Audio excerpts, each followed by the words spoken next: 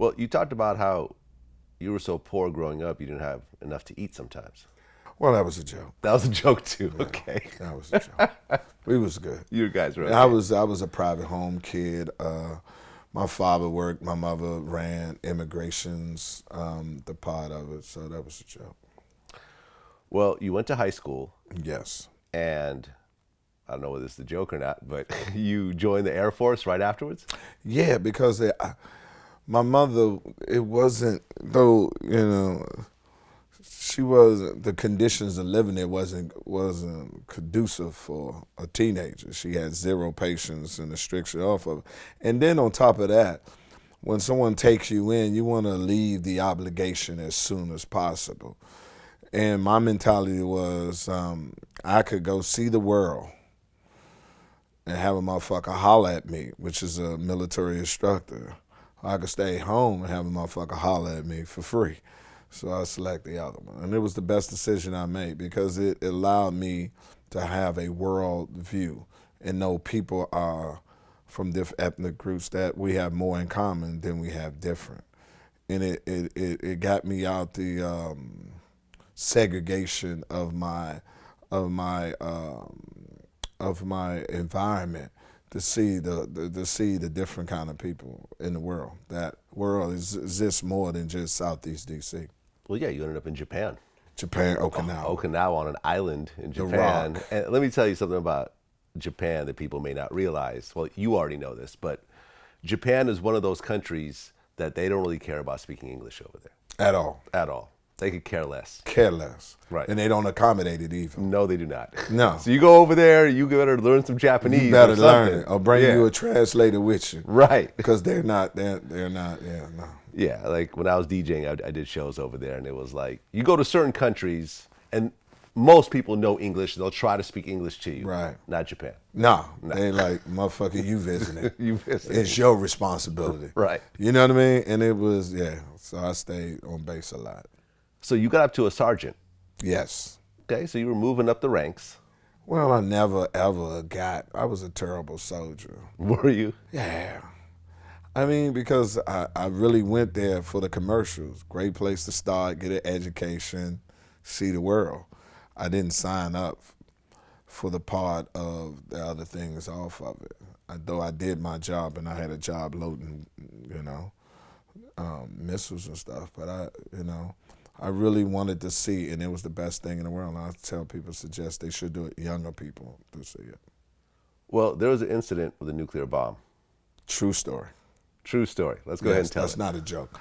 I tried to see Two Live Crew. They was, this was back when which was a friend of mine, Luke Campbell, finally was bringing it around when it was hot, when he had 150 the baddest chicks in the world. And this was the first time strippers was actually on stage, and I had not been to a strip club. Well, anyway, they was coming to our base, Bossier City, which is right outside Shreveport. And back in that day, that city was like the Soldier Story with that had Denzel Washington in it. It was just a country ass town. Well, anyway, they was coming. And being a person like, hey man, Luke coming with his hoes, I don't want to work, took leave and everything.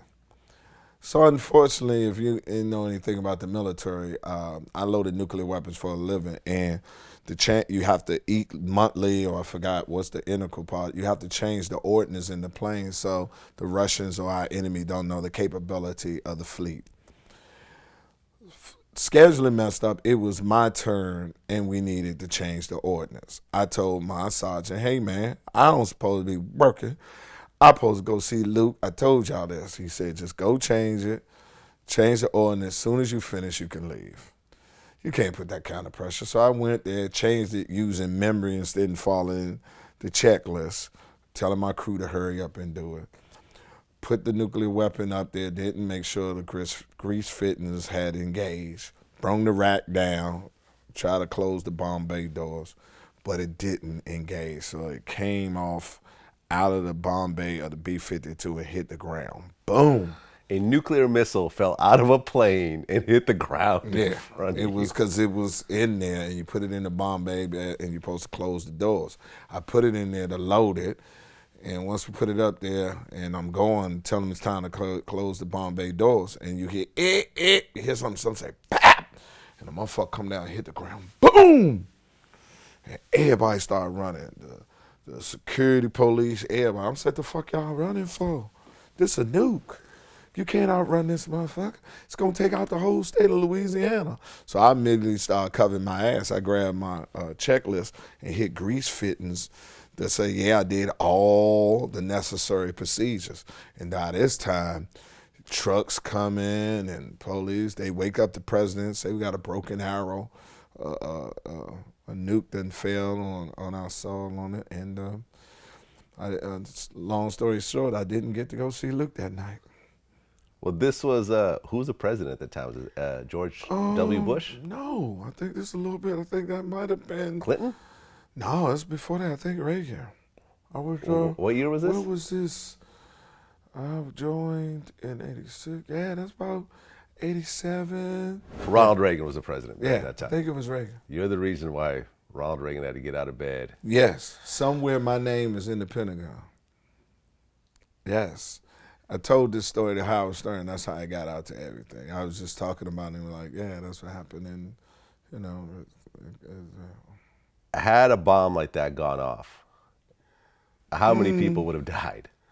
Well, first of all, nuclear weapons are some of the safest weapons that we have. First of all, it has to fall for so many feet for to activate the initiative and the rest of it. Just the fact that it fell and it just felt the fear. Well, this just goes to show the effect of what big asses have on men's psyche. That was the root of the problem, really. You want to go see some big, Luke dancers. Yes. And back then, I remember. Yes. I'm a little bit younger than you, but I remember the effect of Luke and the 2 Live crew. We had never seen anything like that on television before. Big booty thongs. And I was like, oh my God, they're coming here? Oh, Jesus. Bought my ticket.